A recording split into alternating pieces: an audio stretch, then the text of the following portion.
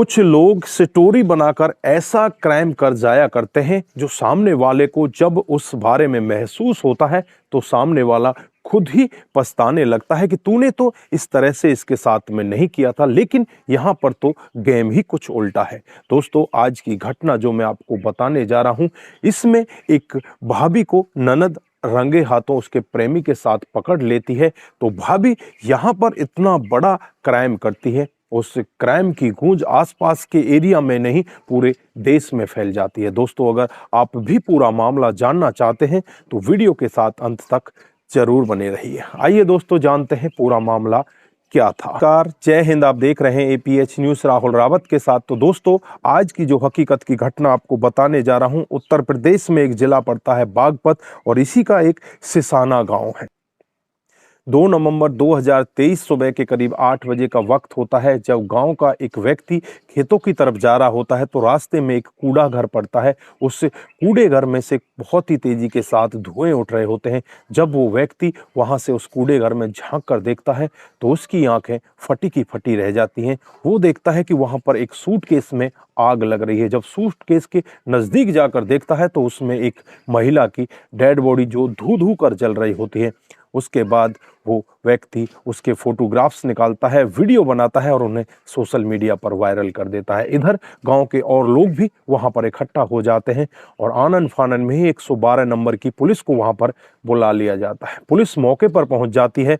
तब तक वो डेड बॉडी आधी से ज्यादा जल चुकी होती है। उस डेड बॉडी को उठाया जाता है और उसे पोस्टमार्टम के लिए भेज दिया जाता है। पुलिस के लिए सबसे बड़ा सवाल कि ये जलने वाली महिला कौन है और किसने इसको यहाँ पर इस तरह से फेंक कर गए। पुलिस आसपास के लोगों से उस डेड बॉडी की पहचान कराने की कोशिश करती है, लेकिन कहीं से भी कोई भी व्यक्ति इसकी पहचान नहीं कर पाता।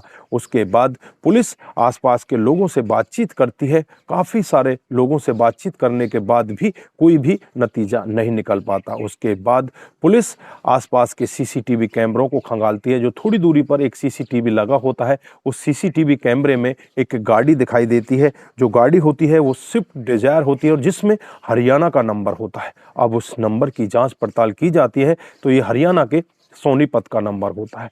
जब उस गाड़ी मालिक के पास पहुंचा जाता है और उससे बातचीत की जाती है कि तुम्हारी गाड़ी 2 नवंबर को यहाँ पर कैसे आई थी। उसके बाद जो व्यक्ति कहता है कि मेरा एक रिश्तेदार है जिसका नाम पवन है, 1 नवंबर को वो मेरे से गाड़ी उधार लेकर गया था कि मैं थोड़ी देर में वापस लाकर दे दूंगा। उसी के पास मेरी गाड़ी थी। उसके बाद पवन की तलाश की जाती है, पवन के नंबर की लास्ट लोकेशन जांची जाती है और उसकी सारी डिटेल खंगाली जाती है। तो पता चलता है कि जब ये घटना हुई है उस टाइम पर पवन की लास्ट लोकेशन भी यहीं पर थी। अब पुलिस का शक यकीन में बदलने लगता है और पवन की गिरफ्तारी के लिए वो तमाम तरह की कोशिशें करती है। लेकिन जब पुलिस अपने खबरियों को काम पर लगा देती है, पवन को ढूंढने की कोशिश करती है, तो पवन वापस इसी बागपत की तरफ आ रहा होता है। तो पवन को पकड़ने के लिए पुलिस उसके पास पहुंचती है तो पवन वहां से भागने का यत्न करता है।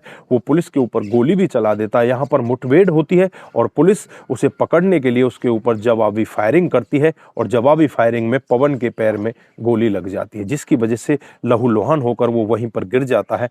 पुलिस इसे तुरंत ही वहां से पकड़ लेती है और पकड़कर नजदीकी हॉस्पिटल में ले जाती है। पहले इसका उपचार कराया जाता है। उसके बाद जब इससे पूरी डिटेल खंगाली जाती है, पूरी डिटेल के बारे में पूछताछ की जाती है, तो एक ऐसा चौंकाने वाला सत्य वहां पर दिखाई देता है जिसे सुनकर हर कोई व्यक्ति दंग हो जाता है। ये मामला आज से कई साल पीछे पहुंच जाता है। इस मामले की शुरुआत होती है उत्तर प्रदेश के गौतम नगर से। यहाँ पर चरण सिंह नाम का एक व्यक्ति जो कि बहुत अच्छा बिजनेसमैन होता है, जिसके पास काफ़ी धन दौलत होती है, काफ़ी प्रॉपर्टी होती है और इसका एक बेटा होता है जिसका नाम हर्षवर्धन और जिसकी 2011 में कैंसर के चलते हुए मौत हो जाती है। इसका एक लड़का होता है और एक लड़की होती है। लड़की का नाम होता है मनीषा चौहान और लड़के का नाम होता है विवेक चौहान। जो मनीषा होती है उस समय 10 साल की होती है। जो पिता होते हैं हर्षवर्धन, वो दोनों को एक साथ ही अपनी संपत्ति में बराबर का हिस्सा देना चाहते हैं। वो बेटा और बेटी में किसी भी तरह का कोई भी भेदभाव नहीं करना चाहते और एक वसीयत लिखते हैं और वसीयत में दोनों के नाम बराबर बराबर प्रॉपर्टी बांट दी जाती है। अब जो भाई होता है विवेक चौहान, जब भाई को इस सब के बारे में पता चलता है तो भाई अपनी बहन से जलने लगता है। उसके बाद बहन बहुत ही ज़्यादा मेहनत करती है और मेहनत करके पढ़ लिख कर एक मल्टीनेशनल कंपनी में जॉब पर लग जाती है, वहीं पर जॉब करने लगती है। इधर विवेक चौहान की शादी हो जाती है और जिस औरत से शादी होती है उसका नाम होता है शिखा, जो इसकी पत्नी बनकर इसके घर में आ जाती है। धीरे धीरे समय ऐसे ही बीतता रहता है। शिखा और विवेक भी कई बार बातचीत करते हैं कि बहन के नाम प्रॉपर्टी है, कहीं ये प्रॉपर्टी को लेकर बेच न दे, हमारी नाक कट जाएगी। इस बारे में वो कई बार उस लड़की जिसका नाम मनीषा होता है उससे भी बातचीत करते हैं, लेकिन मनीषा इनकी तरफ ज़्यादा ध्यान नहीं देती। फिर 31 अक्टूबर 2023 को ये मनीषा के पास फ़ोन करते हैं, उससे बातचीत करते हैं और उसे अगले दिन यानी कि 1 नवंबर को घर बुलाते हैं कि घर पर बहुत अच्छे अच्छे पकवान बने हैं, तू घर पर आ जा। उसके बाद 1 नवंबर 2023 को ये घर पर आ जाती है और घर पर आने के बाद जब ये देखती है तो घर पर पहले से ही एक पवन नाम का लड़का होता है। जो पवन होता है वो शिखा का बॉयफ्रेंड होता है, वो शादी से पहले ही इसका बॉयफ्रेंड होता है। लेकिन यहाँ पर जो पवन और शिखा के अवैध संबंधों के बारे में इसके पति को कुछ भी नहीं पता होता, लेकिन जो लड़की होती है मनीषा चौहान इन दोनों को एक दिन रंगे हाथों पकड़ लेती है और पकड़ने के बाद इनके वीडियो और फोटोग्राफ्स भी अपने कैमरे में उतार लेती है। लेकिन ये किसी को कुछ भी नहीं बताती, ना तो अपने भाई को बताती ना किसी और को कुछ बताती। वो चुपचाप उनको अपने कैमरे के अंदर ही कैद करके रखती है। लेकिन यहाँ पर जो शिखा होती है उसको लगता है कि कहीं ऐसा ना हो कि ये अपने भाई को बताते और मेरे जो पति हैं उनके संबंध हैं वो आपस में बिगड़ जाएं, मेरे को मेरा पति छोड़ दे। ये डर उसे सताने लगता है और वो फिर डबल गेम खेलती है। अपने पति से कहती है कि क्यों ना इस लड़की मनीषा चौहान को रास्ते से हटा दिया जाए और फिर सारी प्रॉपर्टी हमारे नाम हो जाएगी। इसके लिए जो विवेक चौहान होता है अपनी बहन को मारने के लिए तैयार हो जाता है। प्लान के तहत ही 1 नवंबर को ये घर के अंदर होते हैं, जिसमें पवन जो कि शिखा का प्रेमी होता है, पति को नहीं पता होता कि ये कौन है, और इसके बाद विवेक जो खुद उस लड़की का भाई होता है और शिखा जो पत्नी होती है, तीनों लोग घर पर इंतजार करते हैं। इस लड़की को खाना पीना खिलाया जाता है। इस लड़की के खाने में पहले ही नशे की दवाइयां डाल दी जाती हैं, जिसकी वजह से ये लड़की झूमने लगती है और फिर सोने के लिए चली जाती है।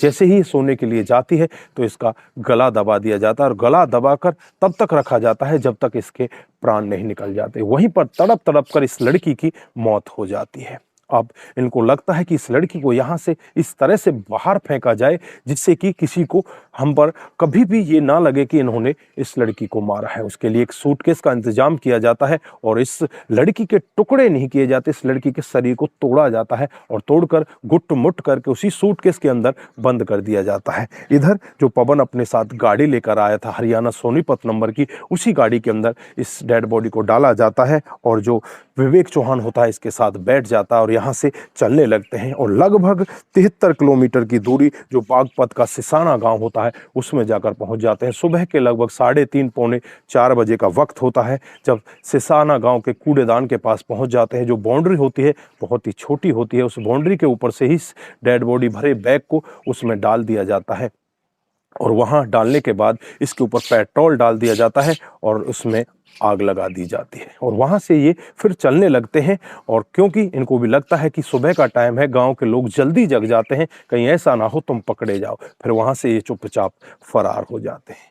लेकिन जैसे ही अगला सुबह होती है, सुबह होते ही गांव के व्यक्ति, गांव के लोग बाग वहां घूमने लगते हैं और जब ये पूरा दृश्य देखते हैं तो पुलिस को मौके पर बुलाया जाता है। एक सीसीटीवी कैमरे की मदद से उस गाड़ी के बारे में पता चलता है तो इतना बड़ा खुलासा होता है। जब पति को भी पता चलता है कि तेरी पत्नी के अवैध संबंध थे तो पति को भी यहाँ पर बहुत बुरा लगता है। वो भी सोचने के लिए मजबूर हो जाता है कि आखिरकार पत्नी ने अपने अवैध संबंधों को छुपाने के लिए तेरे से ही इतना बड़ा गेम खेल डाला। दोस्तों यहाँ पर धन्यवाद करना चाहेंगे इस जिले के एसपी जिनका नाम अर्पित विजय वर्गीय है, जिन्होंने बहुत अच्छी मेहनत करके अपनी टीम के साथ, जो उनके साथ होते हैं डीएसपी युवराज सिंह, उन्होंने भी काफ़ी अच्छी मशक्कत और मेहनत करने के बाद इस इतने बड़े क्राइम का बहुत ही जल्दी के साथ खुलासा कर दिया। तो दोस्तों इस घटनाक्रम पर आप क्या कहना चाहते हैं, आपकी जो भी राय है एक बार कमेंट बॉक्स में जरूर दीजिएगा। दोस्तों इस घटनाक्रम को सुनाने का उद्देश्य सिर्फ आप लोगों को जागरूक करना है, आप लोगों को बताना है कि हमारे समाज में इस तरह की घटनाएं भी हो रही हैं। दोस्तों आज के लिए बस इतना ही, फिर मिलते हैं किसी नए मोड़ के साथ। तब तक के लिए आप अपना ख्याल रखें, अपने परिवार का ख्याल रखें, सतर्क रहें, सावधान रहें और ऐसे क्राइम को अपने आसपास ना होने दें। नमस्कार, जय हिंद, जय भारत।